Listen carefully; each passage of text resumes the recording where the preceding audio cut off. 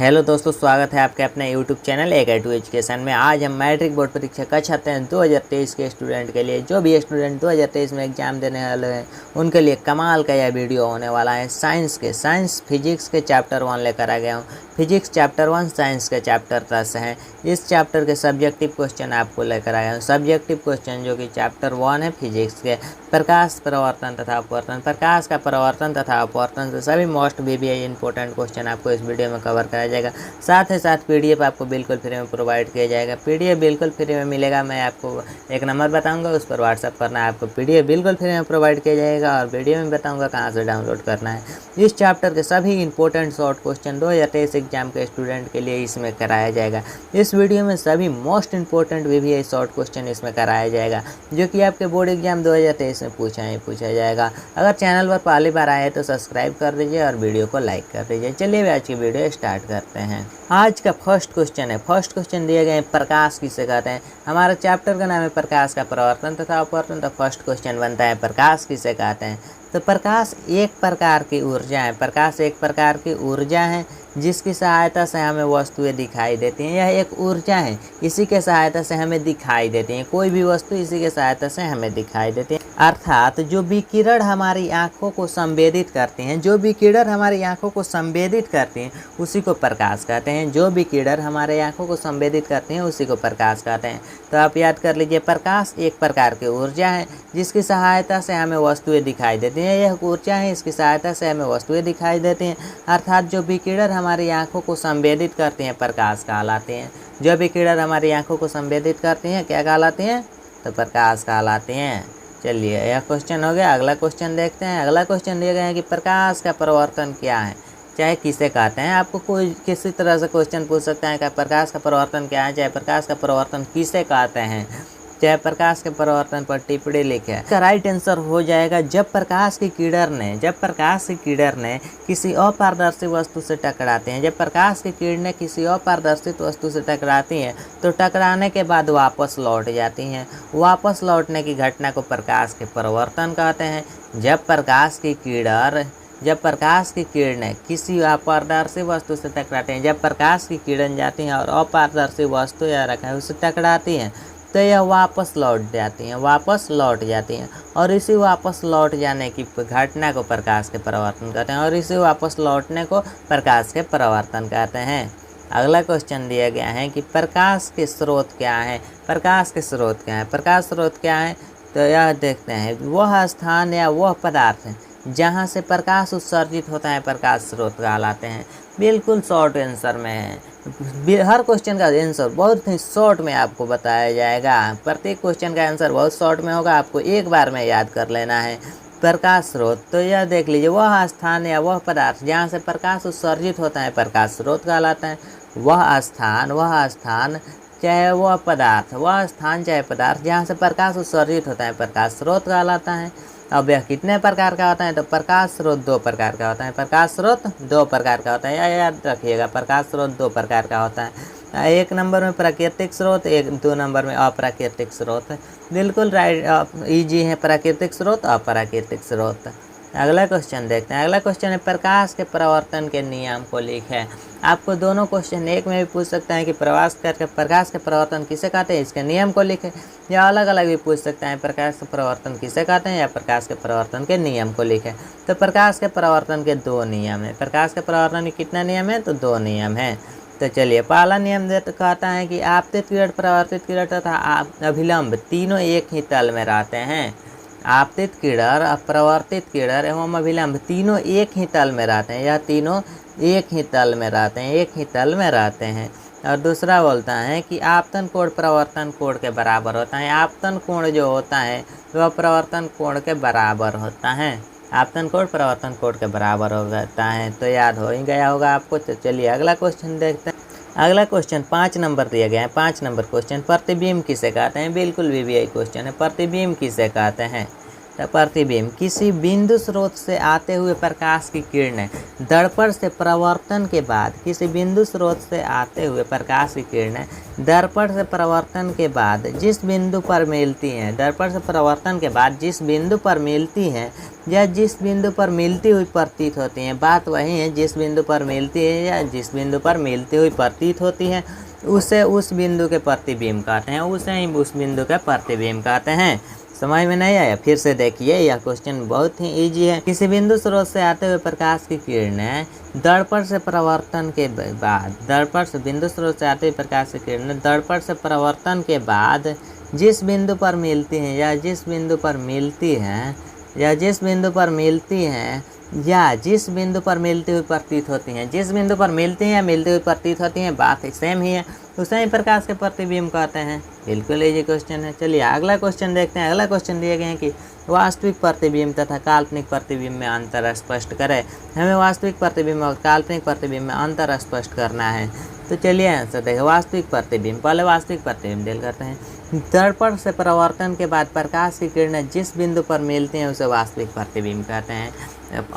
पहला पॉइंट हो गया, दर्पण से परावर्तन के बाद प्रकाश की किरणें जिस बिंदु पर मिलती हैं उसे वास्तविक प्रतिबिंब कहते हैं। और आपको यह भी क्वेश्चन पूछ सकते हैं कि वास्तविक प्रतिबिंब किसे कहते हैं, तो यहीं लिख सकते हैं, बिल्कुल करेक्ट आंसर होगा, फुल का फुल नंबर मिलेगा इस तरह से लिखने से। के बाद प्रकाश की किरणें जिस बिंदु पर मिलती हैं उसे वास्तविक प्रतिबिंब कहते हैं। और काल्पनिक प्रतिबिंब दर्पण से परावर्तन के बाद, इसमें दर्पण से परावर्तन के बाद प्रकाश की किरणें जिस बिंदु पर मिलती हुई प्रतीत होती हैं काल्पनिक प्रतिबिंब कहते हैं, और जिस बिंदु पर मिलती हैं वास्तविक प्रतिबिंब कहते हैं। और वास्तविक प्रतिबिंब में दूसरा पॉइंट देखते हैं। वास्तविक प्रतिबिंब उल्टा होता है जबकि काल्पनिक प्रतिबिंब सीधा होता है। काल्पनिक प्रतिबिंब सीधा और वास्तविक प्रतिबिंब उल्टा होता है। ऑप्शन सी में इसे पर्दे पर उतारा जा सकता है। वास्तविक प्रतिबिंब को पर्दे पर उतारा जा सकता है जबकि काल्पनिक प्रतिबिंब को पर्दे पर नहीं उतारा जा सकता है। काल्पनिक प्रतिबिंब को पर्दे पर नहीं उतारा जा सकता है।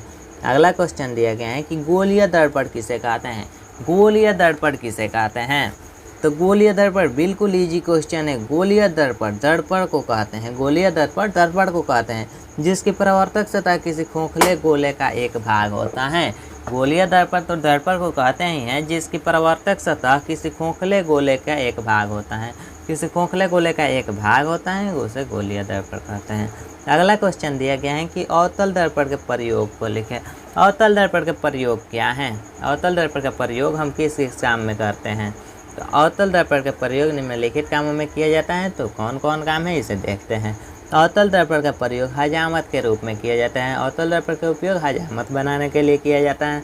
दूसरा पॉइंट है वाहनों को हेडलाइट में, वाहनों के हेडलाइट में अवतल दर्पण का उपयोग किया जाता है। तीसरा रोगियों के आँख नाक कान इत्यादि के जांच के लिए, रोगियों के आँख नाक कान इत्यादि के जांच के लिए अवतल दर्पण का ही उपयोग किया जाता है। सौर भट्टियों में ऊर्जा से आते हुए ऊर्जा को एकत्रित करते हैं। सौर भट्टियों में सूर्य से आते हुए ऊर्जा को एकत्रित करने में अवतल दर्पण का उपयोग किया जाता है। और नोट में जो लिखे हैं, नोट में बहुत ही इंपॉर्टेंट बात लिखा गया है कि अवतल दर्पण में काल्पनिक और वास्तविक दोनों प्रतिबिंब बनते हैं। या आप क्वेश्चन आपको ऑब्जेक्टिव में पूछ सकता है अवतल दर्पण में कौन कौन प्रतिबिंब बनता है, तो काल्पनिक और वास्तविक दोनों प्रतिबिंब बनता है। दूसरा पॉइंट है उत्तल दर्पण में हमेशा काल्पनिक प्रतिबिंब बनते हैं। यह क्वेश्चन ऑब्जेक्टिव के लिए है इसलिए इसे नोट में लिख दिया गया है। उत्तल दर्पण हमेशा काल्पनिक प्रतिबिंब बनाता है। अगला क्वेश्चन दिया गया है कि प्रकाश के अपवर्तन किसे कहते हैं। प्रकाश के अपवर्तन किसे कहते हैं, तो इसका राइट आंसर है प्रकाश की किरणें एक माध्यम से दूसरे माध्यम में प्रवेश करती हैं। प्रकाश की किरण एक माध्यम से दूसरे माध्यम में प्रवेश करती हैं तब प्रकाश की किरणें अपनी पथ से विचलित हो जाती हैं या अपने पथ से विचलित हो जाती हैं या मुड़ जाती हैं। विचलित हो जाती हैं या मुड़ जाती हैं। मुड़ने की इस घटना को प्रकाश के अपवर्तन कहते हैं। मुड़ने की इस घटना को प्रकाश के अपवर्तन कहते हैं। मुड़ने के जो मुड़ती हैं उसी घटना को प्रकाश के अपवर्तन कहते हैं। तो आपको यार समझ में आ गया होगा। चलिए फिर से बता दे रहे हैं कि प्रकाश के अपवर्तन किसे कहते हैं। तो प्रकाश की किरणें एक माध्यम से दूसरे माध्यम में प्रवेश करती हैं। यह किरणें एक माध्यम से दूसरे माध्यम में प्रवेश करती हैं तब प्रकाश की किरणें अपने पथ से विचलित हो जाती हैं। एक माध्यम से दूसरे माध्यम में प्रवेश करती हैं तब अपने पथ से विचलित हो जाती हैं या मुड़ जाती हैं। मुड़ने की इस घटना को प्रकाश के अपवर्तन कहते हैं। बिल्कुल इजी क्वेश्चन है और नोट में है जो कि काफ़ी इंपॉर्टेंट है। नोट में जिस भी क्वेश्चन के नोट में मिलेगा वह काफ़ी इंपॉर्टेंट बात हो गई। फर्स्ट पॉइंट दिया गया है कि प्रकाश की चाल सबसे अधिक निर्वात में होती हैं। ऑब्जेक्टिव के लिए बहुत ही इंपॉर्टेंट क्वेश्चन है और बहुत बार पूछा भी गया है कि प्रकाश की चाल सबसे अधिक किस में होती है, तो प्रकाश की चाल सबसे अधिक निर्वात में होती है। निर्वात में प्रकाश की चाल सबसे अधिक होती है। और आपसे यह भी क्वेश्चन पूछ सकता है, दूसरा पॉइंट, हवा में प्रकाश की चाल कितना होता है, तो हवा में प्रकाश की चाल 3 लाख किलोमीटर प्रति सेकंड होता है। हवा में प्रकाश की चाल 3 लाख किलोमीटर प्रति सेकंड होता है। तीसरा पॉइंट है पानी में प्रकाश की चाल। पानी में प्रकाश की चाल क्या होती है, तो पानी में प्रकाश की चाल 2,25,000 किलोमीटर प्रति सेकंड होती है। और कांच में प्रकाश की चाल, तो कांच में प्रकाश की चाल 2 लाख किलोमीटर प्रति सेकंड होती है। यह काफ़ी VVI पॉइंट दिया गया है जो कि आपको ऑब्जेक्टिव में इसमें से ज़रूर एक ना एक ज़रूर आपको पूछ ही दिया जाएगा। अगला क्वेश्चन दिया गया है कि सघन माध्यम तथा विरल माध्यम किसे कहते हैं। सघन माध्यम तथा विरल माध्यम किसे कहते हैं, तो जिस माध्यम में प्रकाश की चाल कम होती है उसे सघन माध्यम कहते हैं। जिसमें प्रकाश की चाल कम होती है, जिसमें, यह बिल्कुल इजी क्वेश्चन है, यह जानिए सघन में कम और विरल में अधिक।